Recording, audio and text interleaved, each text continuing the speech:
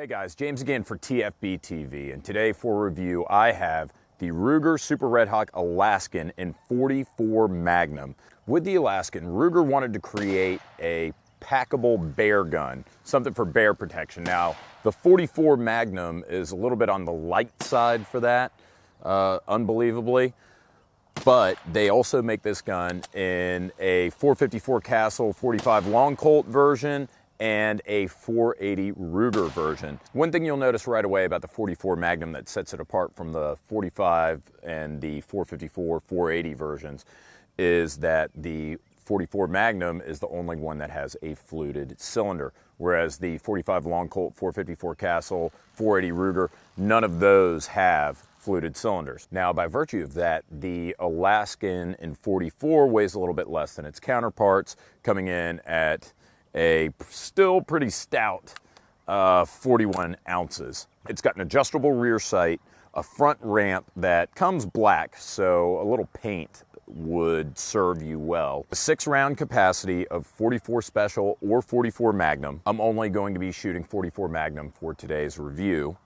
It comes with a Hogue grip, overmolded, and you can see it's massive with these finger grooves, and hopefully that'll sap up some of the recoil from this beast. The trigger pull, I tested out the trigger pull. It, of course, is heavier than 12 pounds on the double action trigger, so I got a no read. However, the single action trigger comes in consistently at roughly 5 to 5.5 pounds. The cylinder is triple locked at the front, the rear, and the bottom of the cylinder. It's got locking lugs and locking latches at various points in the cylinder and in the cylinder arm. It's got a cold hammer forged barrel, which is built for the type of abuse that .44 Magnum's going to deliver, and it also has an overbuilt frame. Ruger said they deliberately left a lot of heft on this frame to give it a little more weight to not only sap up that recoil, but to keep the gun from pretty much splitting in half when you shoot it. Now, I know a lot of people are going to decry the 2.5-inch barrel on this thing,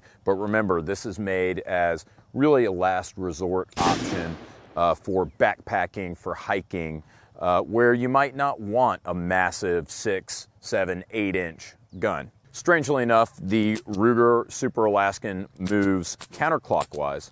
So if you need to fire one round, you're going to go ahead and load it in your 2 o'clock chamber instead of your 10 or 11 o'clock. The gun's finished in satin stainless. The 2.5-inch barrel has 6 grooves with a twist of 1 and 24. The overall length is 7 5/8 inches. It weighs 41 ounces. MSRP on the Ruger Super Redhawk Alaskan is $1,189. However, that is a huge overshot from street price, where you can get these guns for around $850 to $900. So to try this Super Redhawk for the first time, I have masterfully drawn a bear with a can of spray paint on the back of a B-27 target for you guys, so we can get a very realistic representation of what it would be like if you were shooting at a charging grizzly.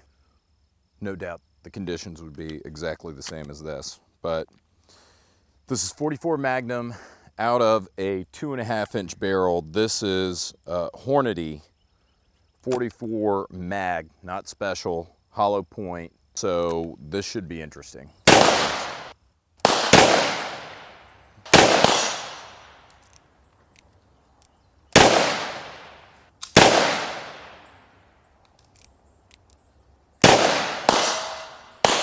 So as you guys can see, I threw those shots a little low. Actually, 4 of them I'm pretty happy with, 10 meters, you know, about in the size of a fist. I threw 2 flyers from flinching. This is, I wouldn't say it recoils heavily, but I mean, you know, it's there. It's pretty significant, and I can be pretty recoil sensitive. But I was actually quite impressed that with full power 44 mag loads, it wasn't abusive. The recoil was really not that bad. I'd say this Hogue grip does an excellent job of sapping up the recoil, but I'm definitely going to have to adjust these sights. But then again, I mean, this is not made, I mean, of course, nobody wants to get within 10 meters of a charging bear. You're probably really, to be honest. But that said, You know, this is made for last ditch close encounters, and I'm sure I could probably just adjust the sights, but out of the box, I would hope that they would be a little bit more on target than that. This Ruger is just about the right weight where it's not, it's really not that bad. You definitely know it's there. You definitely know you're shooting a caliber that starts with a 4 when you pull the trigger on this thing, but it's manageable.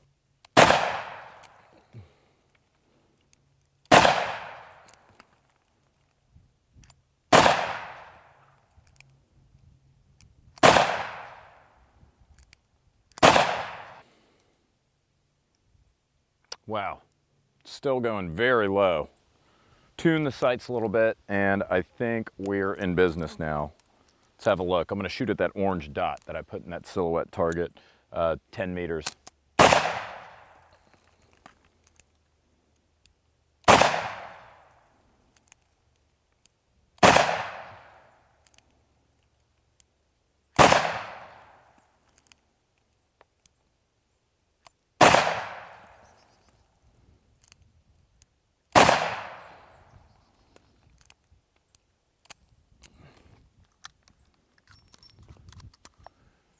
All right, still a couple inches low, but you know, I guess it's pretty decent grouping for a 44 Magnum, full power 44 Magnum load at 10 meters out of a 2.5-inch barrel.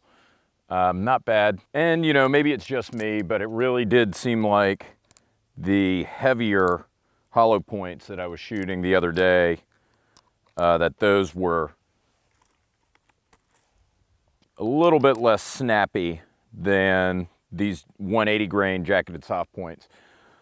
But, you know, it's still manageable. It definitely wants to hop out of your hand, but at least it isn't painful. It's not painful. It's just a little bit more difficult to wrangle.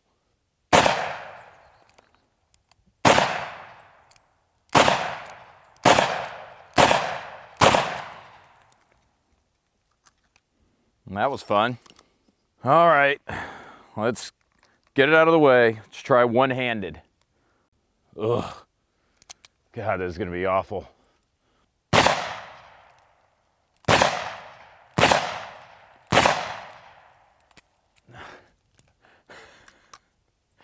Yeah, that was terrible. That was terrible. I mean, I was pulling to the right, but you know, shots at least were on target. So I'll call it a win. So, is it possible to make hits from 50 yards with this 2.5-inch 44 Magnum? Yes, but for me, probably not. Let's see, and the sights are a little low, so I'm gonna kind of shoot high and see what happens. Give me a second to get my bearings here. Going for that roughly 12-inch white plate, 50 meters.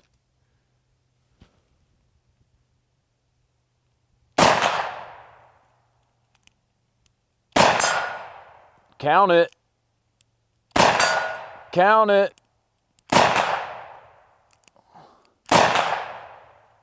Flinched.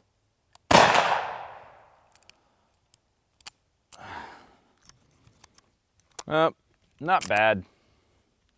Hard to tell where my shots are going if I'm shooting high or low. Yeah, I mean, definitely. If you need to take a shot, I mean, that's a 12-inch target. You know, it's like maybe 6 inches wide, 12 inches high. Yeah, it's a pretty good shot for 50 meters, especially with a hard recoiling gun like this. So, you know, that makes it a little bit more effective for a threat that might be further away. So, in conclusion, the Ruger Super Redhawk Alaskan is an excellent revolver. It excels at what it's designed to do. Unfortunately, what it's designed to do really only affects a very narrow quadrant of the shooting population. But what is this gun designed for? As I said in the beginning of the video, this gun is designed to be the most compact, backpackable weapon of last resort against a large mammal or a large predator that you might encounter if you're backpacking, hiking, whatever. And it excels in that role. It's not too heavy considering how powerful of a cartridge 44 Magnum is. So you're only adding about 2.5 pounds to your pack, and you get 6 rounds of pretty potent protection. I know a lot of people are going to get on here. If I have to guess, the most popular criticisms are going to be either the cost or the barrel length. This is only 2.5 inches of barrel. A little bit of barrel, a little bit more barrel would have been nice, but that would have really cut down on its portability. So there's an argument either way, whether you want to get more power, squeeze more power out of this gun, or whether or not you want it to be more packable. So I guess what I want to say is the two categories of people best suited for the Ruger Super Redhawk Alaskan are going to be those people who have a lot of money or a lot of .44 Magnum and want to get something really fun to shoot on the range, or two, if you're part of that narrow category of backpackers, hikers, who are going to be in the backcountry, somewhere where you're going to need some protection against a large predator. So in conclusion, I think this is a fantastic gun, but its limitations are its narrow application and its cost. In any case, don't hesitate to give it a look, guys. Thanks for watching. See you next week.